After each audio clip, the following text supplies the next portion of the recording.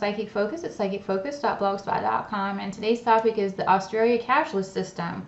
So the question that was sent to me was, hi Lynn, Australia has introduced a cashless welfare card called Indu.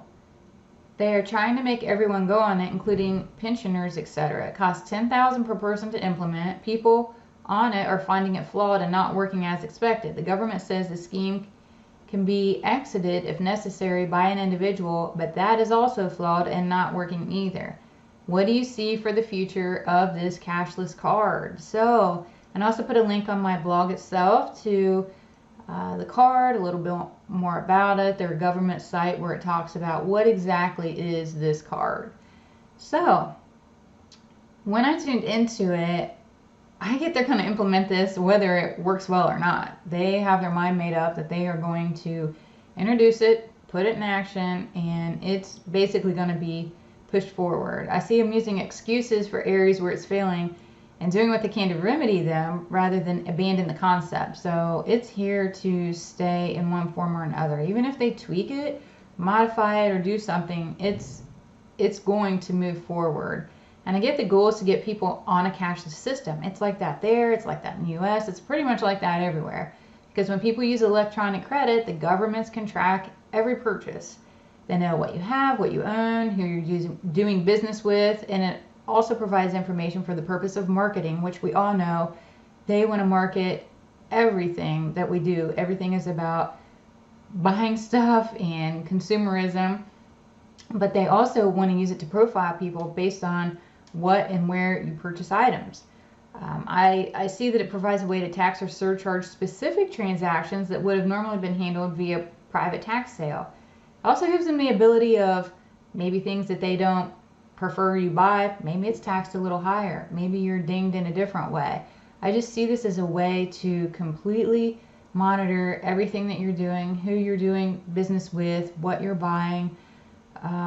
It's basically a way to profile a person, but then also have a means to tax or surcharge specific items as well. I get that when things are handled cashless, it keeps the control with the government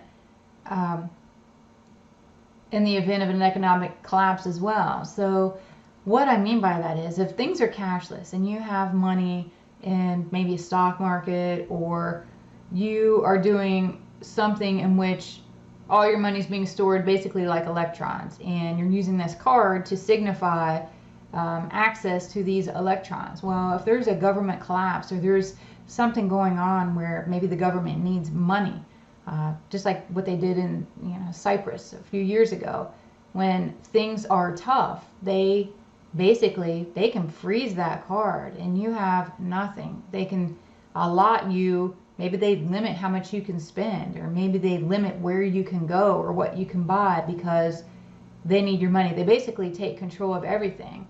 And I heard this phrase that if you don't have tangible money, who really controls it? The government does. Wherever your money is being housed, that's who's going to control your money. And I see this Indu being one of the earliest ways to introduce this kind of a system. They got to work the bugs out. They got to figure out how this works. How receptive are people to it? What can they do? What's the functionality of it? They're going to see how people react. They're going to try to make it look convenient. And just basically, it's a huge test of how this process works. The whole thing feels like a test that other countries are going to probably follow suit. And the powers that were, they have a goal to get the cash out of people's hands, and they're implementing ways to allow it to slowly happen. And they want to do it in a way where it's out of convenience. Oh, you just have this card. Oh, you can access this. I always see this and hear this phrase over and over again, that when they introduce things like this, it's like a frog in a boiling pot of water. That frog is going to sit there, and you slowly turn the water up, and the next thing you know, the frog is gone, and it allowed itself to be boiled to death. And so many things that are implemented to us are exactly like that. They do it such a slow pace. They kind of massage it in our minds to where we think it's a good idea, and the next thing we know, it's too late. I see so many parallels to these types of things that are being introduced to the whole theory of the frog in the boiling pot of water. So just something to keep in mind. And that was really all I had for this reading.